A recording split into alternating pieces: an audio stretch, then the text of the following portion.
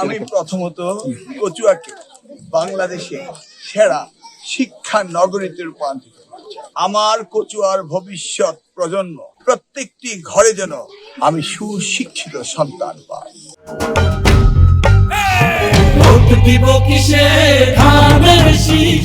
কচুয়া থেকে শুরু হবে এই বাংলাদেশে মানব সম্পদ তৈরি করা, কর্মসংস্থান তৈরি করা।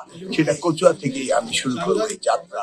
যেই যাত্রা আমাদের প্রিয় নেতা তারেক রহমান সাহেব সারা বাংলাদেশকে পরিচিত করতে চান একটি মানব সম্পদের বাংলাদেশ হিসাবে। শিক্ষাকে দেশমাতা বেগম খালেদা যেই জায়গায় রেখে গিয়েছিলেন, আজকে সেই জায়গায় আমাদেরকে আবার এই শিক্ষা ব্যবস্থাকে পুনর্গঠন করে বিশ্বমানের শিক্ষা ব্যবস্থা বাংলাদেশে পরিবর্তন আনতে হবে জনাব তারেক রহমানের নেতৃত্বে।